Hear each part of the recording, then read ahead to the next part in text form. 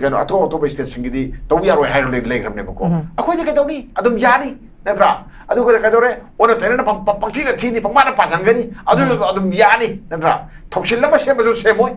sine ba ko akoi gi gano se moral hai tare ko koi moral responsibility se koi se yaw de ko aduna maram oi gane ai nakal ndalak sagi sagi se kunti da manipur da ujik yengsi Hanagi government to su security lapses mayam amal leiram badagi ko Manipur da kanglup ki irang thoi mayam khawira mani loima ko adum hai hanagi simisha duna adum harami ko ai na simisha oiri se nu kar tha kya na mar haibo intelligence ko ba pawm ta mo da lakre bai na pawm ta lakre hai ko sim minister lai pak amagi simisha na adumai na phungdori ni ko ko se tore he ado hojik si yo Hojik president rule ni kai no kada hanagi government to aduna law and order ngak pangam ti na lawe na tra maya pano hojo to mai law and order ngak pangam ti hai ado president rule la e na tra center ki rule la e maya ma pai re hojik ti security ki lapses le ta bra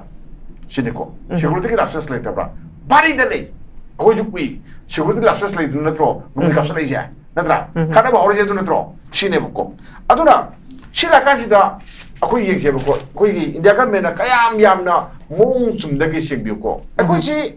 Manipur lagi. Karena Manipur lagi har kata Manipur sida aku si India ki man dalai lama mani. Natra India ki citizen aku si ko. India ki citizen mana mai masagi maram da maning tong na sapangam di. Natra. Atau so kalau kita Manipur hai se Manipur lagi missing sih na Manipur sapangam jadra bane ko. Atau di aku si kayam satu na tuan gi biu ko. Similar. Kaya dong isa pang naman doon. Hindi ka may nagkarihon eh. Muna, mi kuki kongyar sang na kadi yaroy. Ko. Kongyar sang bi film makang na yebo ko. Masih tahu ko daw ni. Tahu kaya tahu ro hayo po na masang yebo ko. Ato masih kari hire game muna. Hire daw withdraw. Simple. Anyway, matam kara sauri bani na kitang masih ako yung bi bani hire kadi. Ako isap na balambi man piu na. Karang balambi no, nung takil lambi. Nata, nung takil lambi sibu ako gi laira ba misam miyam sa pangam gadra. Yes. Anta karasi. Ado laira ba miyam na sa pangam na kita mga takadore flight mayam sa si concession piu na. Sen tahalo na. Ado hegale. Dara hegale ko. Ado kadi maitay hat ke na kanba zai cookie singduga India ka mane hai ba India ka mo ke loktu ne hai kari hairo do na sini. Sini ko. Aduna akhoi miyam se Manipur ki miyam Manipur lai maitai jing jo India ki citizen amane na khala ninge do thabak to ninge ko aduna tadi kadore uje khoi tarba akhoi awa basi kaino ex gari extend thokn lerba thokla ka sida ama la koksal me no chanta nu sidena adu phem da khoi ji cookie singi mai phatta loksing mayam ama shen raga torpa thabak sida India ka mi chumateng pangboy na thoe ko aduna khoi Manipur se awa mayong na bani aduna masigi thabak thorom toriba mayam se masigi mong matau se apply to you ko from Rajasthan they apply to you Delhi de yagadra UP de yagadra Bihar of the yabro Nitish Kumar nam de yabra yong ko hawla phi je ma phi je sina kalakani ko union home minister amisar phi kalam gane mar kalam gane ko ado ngasi khoi di ke dore wa ngam mi na bakram le natra emele sing sarang mandle re natra asi baga pangkak ko re emele me am sing natra ana sor ni sa sor di holi ye si phatri ye ado ke dore moji ahing bagi matau logdre ahing bagi matau logdri emele oi bagi masat ama leitraga su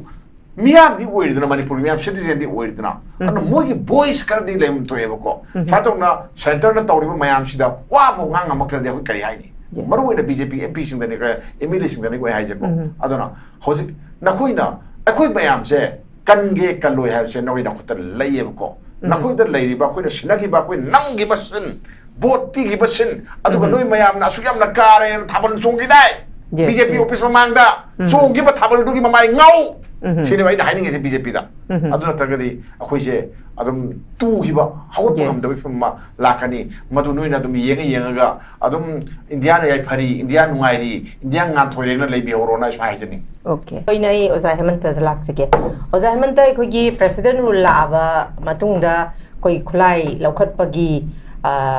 ultimatum tha dana khotana tawi arambai tengko gi su matam du da dum khulai pikat ki adubu koi gi national highway Mars ki tang nipan dagi hangani chat payani habdu su dum mai pa ki de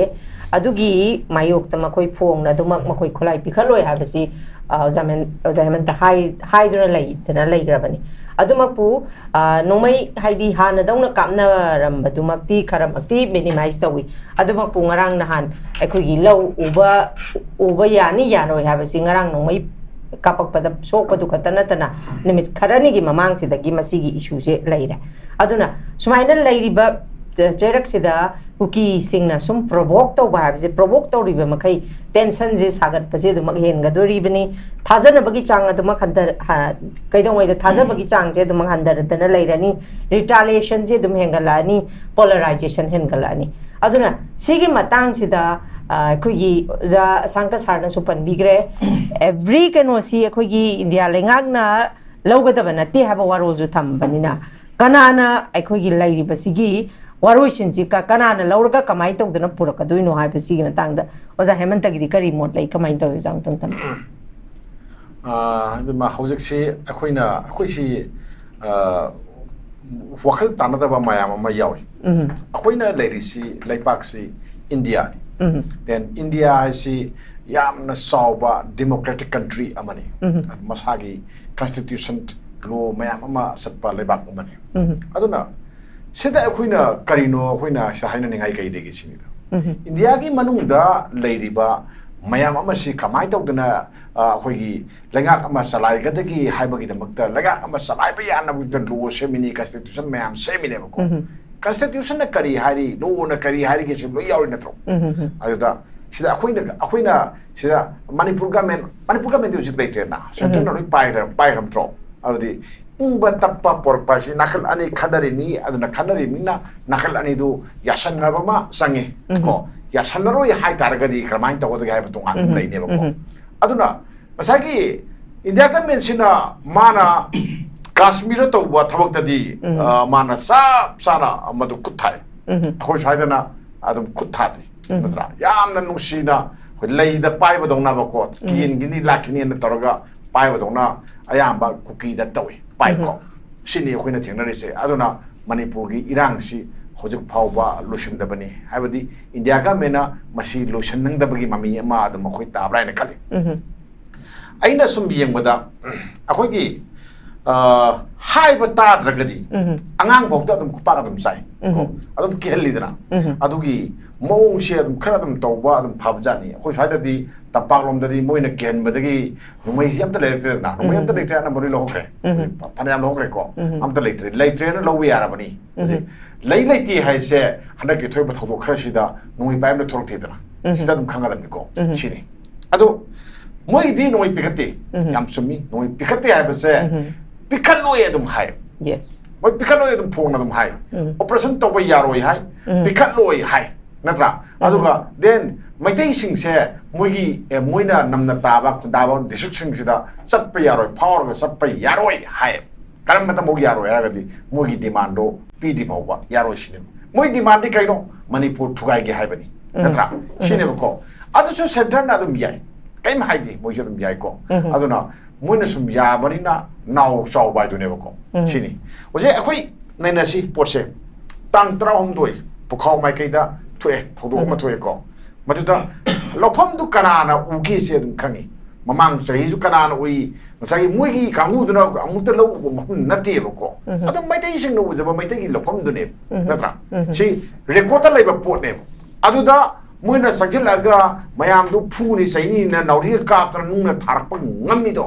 adu kanai mamangdano haidi central force gi mamangdane natra nisu ya ponti aduga nui paiba mayam amana mathakta leibado mayam no ure do site ujati capture tawi then drone da so paraga ngami then adagi mi na su camera pass ngan ka da moigi leiba position da khoi loi uye ko aduna takpadi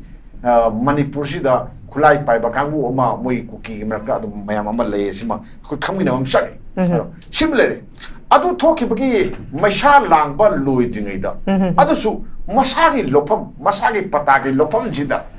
low zariba mafam sida singdagi no ka pa su yoroi da mafam da amuk chingdai kumdaraga maitai du no mai amuk kapin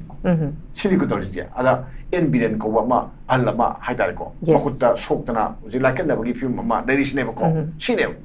ado sigi thodo thoji ka wai thoi harga ꯉꯁꯥꯏ SSBꯒꯤ ꯀꯦꯝ ꯃꯌꯥꯗꯅꯤ ꯉꯁꯥꯏꯒꯤ ꯃꯌꯥꯝꯅ ꯍꯥꯏꯕꯗ metre ꯑꯩꯈꯣꯏꯒꯤ ꯀꯩꯅꯣꯃꯨꯛꯇ 90ꯃꯨꯛꯇꯅꯤ ꯍꯥꯏ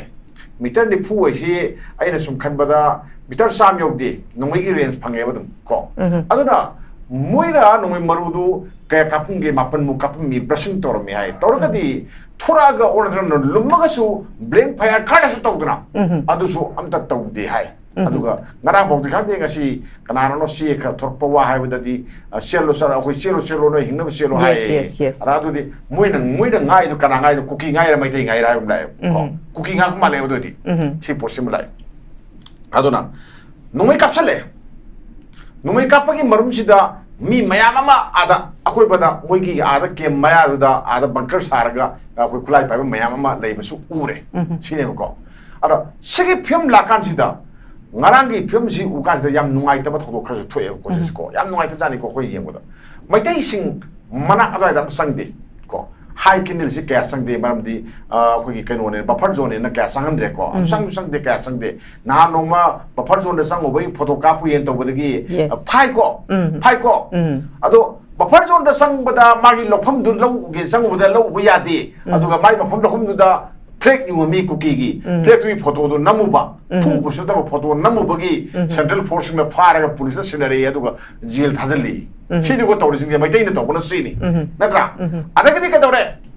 ꯃꯣꯏꯅ ꯇꯧꯕꯅ ꯌꯥꯏ ꯍꯧꯖꯤꯛꯀꯤ buffer zone ꯑꯃ ꯂꯩ ꯀꯣ ꯕꯐꯔ ꯖꯣꯟ ꯑꯁꯤ ꯔꯦꯗ ꯖꯣꯟꯅꯤ ꯑꯗꯨꯅ ꯑꯩꯈꯣꯏꯔꯣꯝꯒꯤꯗꯁꯨ ꯆꯪꯕ ꯌꯥꯗꯕ ꯃꯣꯏꯔꯣꯝꯒꯤꯁꯨ ꯆꯪꯕ ꯌꯥꯗꯕ ꯁꯤ ꯑꯣꯏꯒꯗꯕꯅꯦꯕꯀꯣ ꯑꯗꯨ ꯃꯣꯏꯔꯣꯝꯅ ꯕꯐꯔ ꯖꯣꯟꯗꯨ ꯂꯥꯟꯁꯤꯜꯂꯒ ꯉꯁꯥꯏ ꯀꯩꯅꯣꯁꯤ ꯇꯧꯔꯒ ꯅꯣꯡꯃꯩ ꯀꯥꯞꯁꯤꯜꯂꯛꯏꯅꯦꯕꯀꯣ ꯅꯣꯡꯃꯩ ꯀꯥꯞꯁꯤꯜꯂꯛꯇꯅ ꯃꯣꯏꯅ ꯀꯔꯤꯝ ꯍꯥꯏꯗꯕ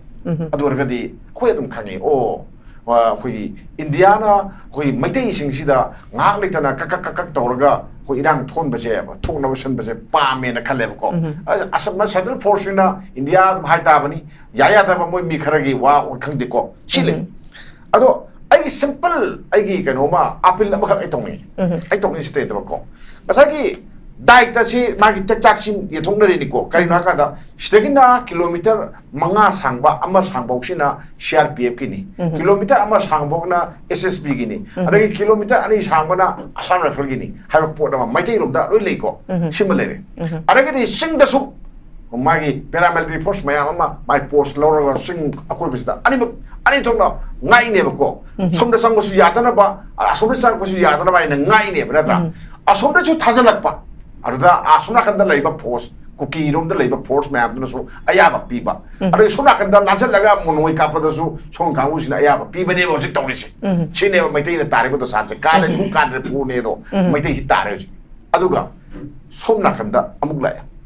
ꯀꯩ ꯂꯥꯛꯀꯦ ꯀꯥꯟꯗ ꯅꯣꯡꯃꯩ ꯀꯥꯞꯄꯤꯕꯗꯨ ꯀꯥꯞꯄꯨꯔꯦ ꯀꯥꯞꯄ ꯀꯥꯟꯗ ꯉꯁꯥꯏꯒꯤ ꯀꯥꯞꯄꯤꯕ ꯃꯤꯁꯤꯡꯗꯨ ꯀꯅꯥꯅꯣ ꯑꯣꯏꯅ ꯊꯤꯕ ꯆꯠꯄ ꯑꯃ ꯇꯧꯕ ꯆꯠꯄꯗ ꯅꯣꯡꯃꯩ ꯀꯥꯞꯅꯩ ꯍꯥꯏ ꯅꯣꯡꯃꯩ ꯀꯥꯞꯅꯕꯗꯨ ꯃꯗꯨꯗ ꯄꯨꯂꯤꯁ ꯆꯪꯗꯦ ꯑꯩꯈꯣꯏꯒꯤ ꯁꯣꯝ ꯅꯥꯀꯟꯒꯤ ꯕꯤꯁꯦꯝꯄꯨꯔ ꯄꯨꯂꯤꯁ ꯃꯐꯝꯗꯣ ꯆꯪꯕ ꯌꯥꯗꯦ ꯀꯩꯅꯣ ꯍꯥꯏꯀꯥꯟꯗ ꯃꯗꯨ ꯆꯨꯔꯆꯥꯟꯄꯨꯔꯒꯤ ꯗꯤꯁꯇ꯭ꯔꯤꯛꯀꯤ ꯃꯅꯨꯡ ꯆꯜꯂꯤ ꯑꯗꯨꯒ ꯄꯨꯂꯤꯁ ꯂꯣꯀꯦꯁꯟꯗ ꯑꯩꯈꯣꯏꯔꯣꯝꯗꯒꯤ ꯆꯪꯕ ꯌꯥꯗꯦ ꯍꯥꯏꯕꯗꯤ ꯂꯩꯇꯦ ꯑꯗꯨ ꯆꯪꯍꯟꯗꯦ ꯁꯦꯟꯇ꯭ꯔꯦꯜ ꯐꯣꯔꯁꯅ ꯆꯪꯍꯟꯗꯕꯅꯦꯕꯀꯣ ꯁꯦꯟꯇ꯭ꯔꯦꯜ ꯐꯣꯔꯁꯅ ꯑꯥꯗ ꯆꯪꯉꯨꯔꯒ ꯑꯃ ꯇꯧꯔꯨꯔꯒ ꯃꯗꯨꯗ ꯑꯩꯈꯣꯏꯒꯤ ꯈꯨꯠ ꯊꯣꯛꯅꯩ ꯍꯥꯏ ꯊꯣꯛꯅꯕꯗ ꯍꯥꯏꯗꯣꯔꯛꯄ ꯃꯔꯨꯞꯅ ꯄꯥꯜꯂꯒ ꯅꯨꯄꯤ ꯑꯃ ꯁꯤꯔꯦ ꯈꯨꯂꯥꯛꯄꯤ ꯑꯃ ꯁꯤꯔꯦ ꯁꯤ ꯅꯠꯇ꯭ꯔꯥ ꯑꯗꯣ ꯁꯤꯔꯤꯕ ꯈꯨꯂꯥꯛꯄꯤ ꯑꯃ ꯁꯤꯕꯁꯦ ꯑꯗꯣ ꯃꯩꯇꯩ ꯀꯥꯡꯕꯨꯅ ꯍꯥꯠꯄꯅꯤ ꯁꯤꯅꯦꯕ ꯁꯟꯗꯣꯏꯁꯦꯀꯣ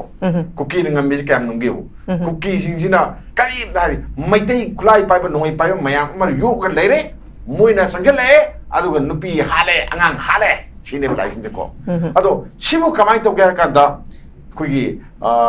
ꯏꯁ ꯃꯣꯖꯣ ꯍꯥꯏꯕ ꯅ꯭ꯌꯨꯁ ꯆꯦꯅꯦꯜ ꯑꯃ ꯂꯩꯀꯣ ꯃꯥꯅ ꯃꯗꯨ ꯃꯥꯕꯧꯅꯕ ꯃꯩꯇꯩꯅ ꯍꯥꯠꯄꯅꯦꯅ ꯑꯃꯗꯨ ꯏꯈꯠꯂꯛꯑꯦꯕ ꯇꯧꯔꯤꯁꯤꯡꯁꯦꯀꯣ ꯑꯗꯨ ꯑꯣꯏꯔꯒꯗꯤ ꯂꯧꯇꯨꯅꯕ ꯒꯦꯡ ꯃꯌꯥꯝ ꯑꯃ ꯂꯩꯕꯁꯤꯡ ꯃꯅꯨꯡꯗ ꯃꯦꯗꯤꯌꯥꯐꯥꯎꯗ ꯑꯩ ꯃꯥꯒꯤ ꯑꯩ ꯃꯥꯗꯨ ꯌꯥꯎꯋꯦ ꯍꯥꯏꯕ ꯅꯠꯇꯦꯀꯣ ꯌꯥꯎꯔꯝꯕ ꯌꯥꯕꯒꯤ ꯀꯤꯕ ꯑꯃ ꯂꯩꯔꯦꯕꯀꯣ ꯇꯁꯦꯡꯕ ꯃꯁꯤꯒꯤ ꯃꯇꯥꯡꯁꯤ ꯂꯥꯛꯀꯥꯟꯗꯅꯦ ꯑꯩꯈꯣꯏꯅ ꯍꯥꯏꯅꯤꯡꯉꯤꯁꯦ ꯉꯔꯥꯡꯒꯤ ꯈꯨꯠ ꯊꯣꯛꯅꯕꯒꯤ ꯊꯧꯗꯣꯛꯇ ꯅꯨꯄꯤ ꯑꯃ ꯈꯨꯂꯥꯛꯄꯤ ꯑꯃ ꯁꯤ ꯍꯥꯏꯕꯗꯣ ꯑꯩꯈꯣꯏ ꯅꯨꯡꯉꯥꯏꯇꯦ ꯑꯗꯨ ꯀꯅꯥꯅ ꯃꯗꯨ ꯀꯅꯥꯒ ꯏꯟꯀꯥꯎꯟꯇꯔ ꯇꯧꯔꯒ ꯄꯥꯜꯂꯒ ꯁꯤꯕ ꯄꯣꯠ ꯑꯃꯅꯣ ꯑꯩꯈꯣꯏꯒꯤ ꯁꯣꯝ ꯅꯥꯀꯟꯗ ꯆꯪꯉꯤꯕ ꯁꯦꯀ꯭ꯌꯨꯔꯤꯇꯤ ꯐꯣꯔꯁꯁꯤꯡꯗꯨ ꯀꯅꯥꯅꯣ ꯅꯥꯀꯩ ꯑꯃꯗ ꯁꯦꯡꯅ ꯍꯥꯏꯅꯤꯡꯉꯤ ꯑꯩꯈꯣꯏ ꯈꯪꯍꯟꯅꯤꯡꯉꯤ ꯄꯨꯂꯤꯁꯅ ꯆꯪꯕ꯭ꯔꯥ ꯑꯥꯔꯃꯤꯅ ꯆꯪꯕ꯭ꯔꯥ BSFꯅ ꯆꯪꯕ꯭ꯔꯥ SSBꯅ ꯆꯪꯕ꯭ꯔꯥ ꯀꯅꯥꯅ ꯆꯪꯕꯅꯣ ꯀꯅꯥꯅ ꯀꯥꯞꯄꯅꯣ ꯁꯤꯕ ꯄꯣꯠ ꯑꯃ ꯀꯣ ꯍꯥꯏꯕꯗꯤ ꯃꯣꯏ ꯑꯁꯣꯝ ꯅꯥꯀꯟꯗ ꯃꯩꯇꯩꯅ ꯍꯥꯠꯄꯅꯤ ꯃꯩꯇꯩ ꯀꯥꯡꯕꯨ ꯑꯃ ꯂꯥꯛꯑꯒ ꯃꯤꯂꯤꯇꯟ ꯀꯥꯡꯕꯨ ꯑꯃ ꯂꯥꯛꯑꯒ ꯇꯧꯕꯅꯤ ꯍꯥꯏꯕꯗꯣ ꯑꯗꯨꯒꯤꯗꯨꯅꯤꯀꯣ ꯑꯩꯈꯣꯏ ꯍꯪꯉꯤꯁꯦ ꯃꯩꯇꯩꯗꯤ ꯑꯝꯇ ꯆꯪꯗꯦ ꯀꯣ ꯈꯨꯡꯒꯥꯛꯄꯝꯗ ꯆꯪꯗꯦ ꯃꯅꯨꯡꯗꯨꯗ ꯑꯩꯈꯣꯏ ꯈꯪꯉꯤ ꯂꯣꯏꯅꯃꯛ ꯃꯗꯨꯗꯤ ꯄꯥꯎꯃꯤ ꯃꯌꯥꯝꯁꯨ ꯂꯣꯏ ꯂꯩ ꯑꯃꯁꯨ ꯂꯩ ꯑꯗꯨ ꯆꯪꯅꯕ ꯊꯧꯔꯥꯡꯁꯨ ꯑꯝꯇ ꯂꯩꯇꯦ ꯑꯗꯨꯒ ꯆꯪꯅꯅꯕ ꯅꯣꯡꯃꯩꯁꯨ ꯑꯝꯇ ꯂꯩꯇ꯭ꯔꯕꯅꯤ ꯀꯣ ꯑꯌꯥꯝꯕ ꯂꯩꯇ꯭ꯔꯕꯅꯤ ꯀꯣ ꯁꯤ ꯂꯩ ꯁꯤꯗ आदा मन थोप थोप वाथोपुदा मैतै अमुक ताइनरगदी मोइना पृथ्वीगी मियामदा मैतैसे याम फतबा कांगुनी एना उतनब होनरिदो कानदबा पोट ओइनी अदो मणिपुर गवर्नमेंटना मदु संगदोकप संगी बिशनपुर डिस्ट्रिक्ट के एसपी ना मदु मियामदा संगदोकप संगी को मैतै हाइबा कांगुसे खुलाई पाइबा अमता मफमदुदा संगदे को पुलिस संगबदु पुलिसु बिशनपुर डिस्ट्रिक्ट संगना मोइसु संगी अदो खुथोनरि बदुदी खुथोनरि मरु मरम मा खोइ हाइदा देबको अदाइदुदा खुलाई पाइबा मयाम अमा लैरे उरे खांगे अदो फानब सपदा मोइना नोंमै कापसले नोंमै कापदा नाखन अनि कि मबद नोंमै कानबदा सिबनि हाइगेरा नुपिदु नोंमै पाइरनि हाइगेरा एनी हाइरो यारगे बको अदु नतना सरक सहिंग नारगा अखोइ मसेलगी मरक्ता अखोइ नुंगाइ नंदबगी पोट मखक्से उबसि नुंगाइते बको अदु नगदबै ngасagi central force ngi mathakta or manipur government ki mathakta ban tawri ra khangde ban bu matam kakla to kholai mi ko jese ko aga khoi gi kaino na kangpu pinong side photo na ko bana kharteli pung trampan or mane moine ko ban jina then susam purun dadi it lim na ko dudi matam kakta ko ri ne si posi lei ko aduna india government su ko manipur government si india government ni muina phajana na kai shengna kamai tong no sibano haiwe port amadi just mayam da haga dabne ko fato kuna kulai pa mayam ma thoro thok ma sung da famdu operation sak matam da kulai pa mayam ma lerami naka kulai pa lerami mayam do akhoi na madu do phana na bkhona bada nomai ka pe haigera amato haigera ora daga akhoi na sangela kapu bani ora boy ningdana adu adra man pidu si bani akhoi na ladi haigera amade hayu sini adu akhoi gi puru maitai si ba dam tai tai de tai bagi mong da som tahen na bagi mong da moina lang thak pasi akhoi nungai te bako last han bagi sai haning mam khakle masagi lam ngaiba lam ngau lo suba ya haluina ngak na ba na thammiba mayam singduna masagi khoi maiti ron da haraga haudung na sangom saba yengu haraga haudung na sang haudung du lae adu sangom saba da dum yeng lei singa sang haudung du talaga sangom du pija da be ya pija ka no hai ne mai kidi saba yengu na dum haudung na saba yengu hara me na haudung na saba da dum yeng lei adu gi film da tawre ba khoi sina tra adu di masagi fix sama taw tai kanagi mararno security ki ho bale se kanagi mararno ko masagi ssb ka mu duna thoi wa oi dina mayam na hairi se kayam yam na sumi adu kadi thoi de badudi akhoi gi turup cha pamudro turupi pamudro kai dum suspend tor dino anna mugi mathakta khoi gi departmental oigera akhoi to gera akhoi case am la khopam sangi adu ga den mathok da thoksa da bagi irang thon bagi ama to bagi mun irang thon natro moina phajana ngam tarba asuna kan da man da lei su ngam targadi ada da lehelam da targadi masigi se irang tho moi ko thol thoe ko aduna mui ani asuna kan da kana lei kana gi area no sona kan da kana lei kana gi area no aduna kari gi damakta moina matam sara thok to thon da na hona gi da no ha ba du yinga kan da action je pat that ba ko tak that ba ko manga ta dang ba that pa da ko manipur se patok phan tor ka ne aduna ta ka de patok ki tawi mami chung de ba ko an operation sar ka da mayam ha ne ye sum yenge ye ana asnoi ka mafam du operation chale sar ka da ga du ising ni thak de me ne mafam du da upa mayam du ising ni thak de me sigi film ma sum mayam thajana da bi port ama la e ba ko aduna then manipur gi governor na high tariko chief secretary na DGP na then security advisor na khogi noi na pir be ya thangdo phil da ngai bra ngak ta bra then low ubasi ya han gador bra ya lo dor bra aduga moi gi di pat mama gi bakha thabak tor pani adam tawni pandama jang sai sang no habier ko moi ja dum tawni moi wakhal da kari lere har ka da moi je nongmai si kapaga nongmai makhon taraga bom makhon taraga indiana moi gi demand je tabi ni na legre natra aduna ka dore numai kapaga india dagi separate admission munne je kana khali kuki na khali maduda india ka mena yenga lei no pet torga lei ko madugi phol na ngasi manipur wari bane se ai swai tong thamjaki okay thaga chariusa americ chumbaro thambiri jachendra government nakalamerom da hauji khogi maitai amadi kuki gi thoiba conflict si aduga mamangi khogi June 18 gi matam sisu matam du khogi yam di pi du bu khoina thigachabada hari ba matam du da June 18 gi do prime minister se Bajpai ni home minister LK Advani ni matam du da dum center di BJP ni aduga madugi matamduda oza hemanta oza radabinot koizam kana president rule yes president rule leading ai danga sagi ceasefire yana thokpagi kaino ma dilai gidana oza sige matang sida su oza asanga sarna uji haramba Churasanpur dana minister piba Ukhrul dana minister ombo pi da khota bagi su lairiba adu hojik lairiba phibam sida kari haini tongan ba communities ni khunda lai taraga leise adumak oi taraga su laiba maitei kuki gi conflict asida di adumak naga su khoi neutral oina leijege khoi muslim ichina su neutral oina leijege jelereng kangu su neutral oina leijege hairiba adumakpu Manipur itself Manipur simakta da koi tongan baje koi pulap lairini adubu masida su sina maram oiraga acha oba akhoi hojik lairiba issue sigi haurak phama madi oi habasi aduma khangi mamangi haukiba khoi 2020 gi election da su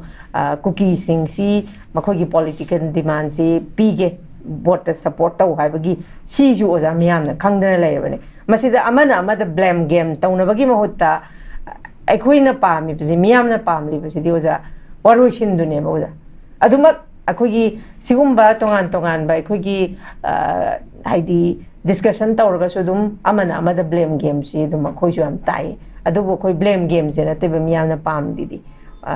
soigi ba lairaga su semdokpagi matam launaraga akoi solution dune ba pami se sigi batangda ozagi oiba moti kari thambini as a senior journalist amoina ja akogi manipur tha akogi yamna ngalingi matam hai tare ko ngalingi matam da koi india gi manu india da gi leiting da hai tare ko se da ka doge manipur hai bi gi to khai ta na ba museum ta khanaram ti adoge matam da di masagi lami lei agi then akala thau mayam am lei ado akhoi lengak tu na matam du palam bani thau palam bu na loba magi warep to madu loina nga ga salap ko ado india da tilure matung sidagi then nation im gi yau tang la ko la ka da manipur da hogi manipur gi apun bagi saktam hai tare ko manipur hai ba sida khwai da gi yan han bo oina akhoina threat ta wena lobo se matam da lobo ni ko ujiki wana te ko lobo se masagi magano nation imc amane na khoi lawe ko aduna matam da miyam sina miyam se karano manipur da miyam si simmi su tamigi marta su yaw yak tani ko na manipur set manipur hai basi adum lawe ko set manipur law bodani assembly mai chai manipur assembly mai chai ko emile mayam amagi mangakta ko akhoi muga khop yali to then adegi emile mayam na leiba banglo mai thai natra emile sining chita hingo yawrim nitro simayam si thoine kari gino har kanda shep manipur gi mayokta thabak lork poda lokala podu gi nebo ko manipur si mai chakla ba matam dudane ba india ga mena magi sagi po khandokise karaba without territory limit and ceasefire khandokise matam duda manipur ga mena kona kaina thangda magi logi ba ware mayam ama lei akoi kuki da chang ba man ba dong na leiki ado matam da di akoi mayam sida gamen lo ware to asum buina lo e ko asum buina lo e ado matam da di sum men lo se ba ko hoji da lalak pri wane lalak pri wani abadi san wangam da bi pot ma ko ina uye ko objecti nagaga maitai ga si masil manau ni have se nagara so tum kangi ar kuki na su kuki akoi maitai na su adum kangi ani gi bai masil manau bagi mari si yam se san da lai je ko kangi ba ko then adu matam da di nagara adum hai dai kuki si kana no je moi foreigner ni moi je swai hai adum hai ba ko moi si le pak se le hello da bani na adum hawi maitai jo hawi ko adu maitai na madu ya ki ti adu then moi bu khina sangja pham pi ga moi bu khina yu ga tham gi mane ko awana ta mayam da mateng pang gi mane ko madu da ngasi naga mayam na noi na mateng pang ba do adu pang gi ba do adu gi phol ni phangi je na kana to mo yawe ko akhoi da hair pasu yawe ko adu hojik te mo du summe dum hai ta natra adu hojik na mo kamai tawre sai order tene bata cookie singna mana tawre yo magi thau thoram mayam si manungda aron ba sel mayam ma seli aron ba sel se maitai na khangau de naga na khangau na lokta 시네마 거기는 가우드레 나가 실나우싱시나 하나 우그레 하나 캉그레 아두가 된 아두 모이나 타박도 하나 굿타기 배우하네나 활동 로비에 해보고 아두나 호지 가마이도게 뭐 아코이는 머니푸르 하이버시다 까리기노 코이나 똑하이 바 와클 매양 엄마 뿔르가 코이나 사고도이지 까리기노 십니다 얘기 나가이지 까나 나가이지 까로 매양 뿔르 세미니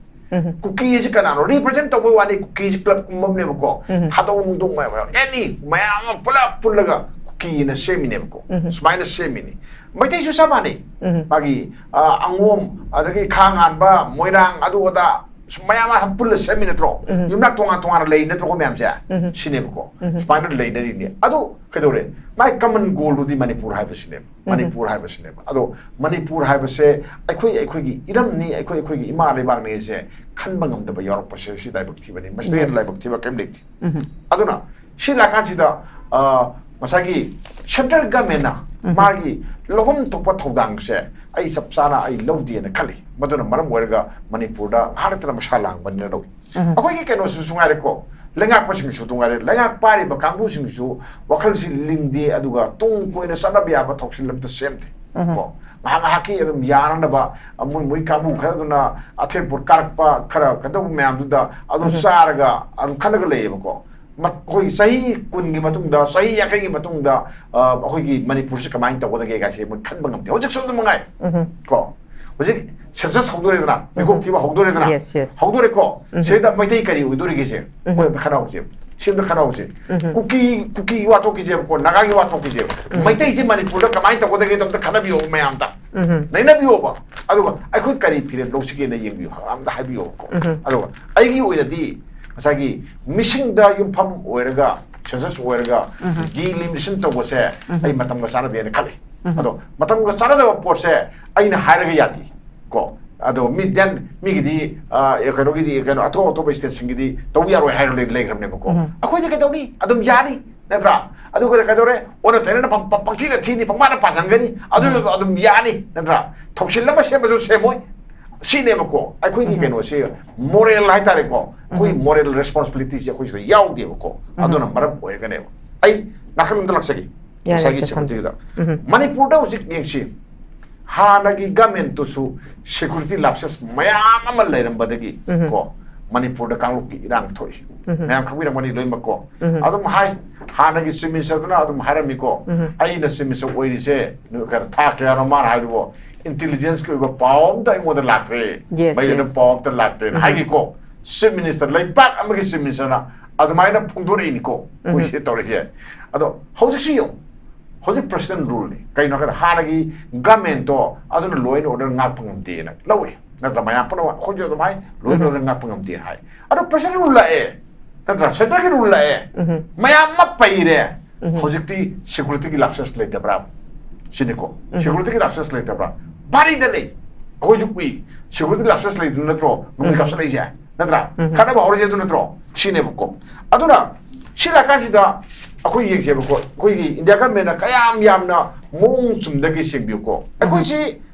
manipur da lei karba manipur da lei gi har ga da manipur sida akoi ji india gi man da lei lam mani natra india ki citizen akoi ji ko india ki citizen amana mai masagi maram da maning tong na sapangam de natra adoso kadagi manipur haise manipur da lei mi sing jina manipur da sapangam jidra bane ko adodi akoi je kayam chatina ton gi yambi ko simlere kai dong mi sapangam ndo no ida ka mena kari hone moina mi kuki gi khongyar sangle ka di yaro ko khongyar sangbi phim makhang lei ko masi to goda bani to kera to ro ha po ma change ko adu masi kari haige moina haide to withdraw simle anyway matam khara sauri bani na kitang masi akoi yengbi bani haragadi akoi sabna balambi mani piudna karam balambi no nongthakil lambi nata nongthakil lambi sibu akoi gi laira misam miyam sapangam gadra yes anta karachi ado laira miyam sapangam nabgi damagta kadore flight mayam se concession piudna senta haludna ado hegale dara hegale ko ado kadi maitai hat ke na khanba zai kuki singduga india ga mane hai ka india ga muge loktu ne ha kari hairo do shini shine ko aduna akhoi miyam se manipur gi miyam manipur da lei maitai jing jo india gi citizen amane na khala ninge du thabak to ninge ko aduna tadi kadore uje khoi tarba akhoi awa basi kayo gari extend thokn le ba thok la ga da amala kaushal me do sukta nu si dena adu pham da khoi ji cookie singi mai phatta loksing mayam ama sin ra ga tor pa thabak si da india ga mi chuma teng pang boy na thoe ko aduna khoi manipur se awa mayong na bani aduna masigi thabak thorom toriba mayam se masigi mong ma to se amta apply to bio ko from rajam de apply to bio delhi de yaga da up de yaga da bihar of the yabro nitish kumar nam de yabra yong ko hawal la phi je ma phi je sina kalakani ko union home ministeramisar phi kalam gane mar so kalam gane ko ado ngasi khoi di ke dore wa ngam bi na ba karam leti natra emele sing sarang man de le natra asi baga pakak oi re emele mayam sing natra ana sor ni sa sor di holi ye si phatri ye ado ke dore moji ahing bagi matau logdre ahing bagi matau logdre emele oi bagi masat ama le traga su miyam di oi dina manipur miyam citizen di oi dina ana mogi voice kar di lem to eba ko fatok na center na tawri mayam sida wa bo ngang makra de kari hai ni maru oi na bjp mp sing dani ka emele sing dani ko hai je ko adona hoji na khoi na akhoi mayam se kan ge kaloi ha se noi na khutar lei ko na khoi da lei ba khoi na sinagi ba khoi nang gi ba sin bot pi gi ba sin adu ko noi mayam na su yam na kare thabal chong gi dai bjp office ma mang da chong gi ba thabal du gi ma mai ngau sini wai dai ninge se bjp da adu na targadi akhoi se adum tu hi ba hawat pam da bi ma lakani madu noi na dum yenga ga adum india na yai phari india nungai ri india ngan thoire na lei bi horo na sai jani Okay. Thank you very much, Ojai. Amarik Jumba World Tambiri.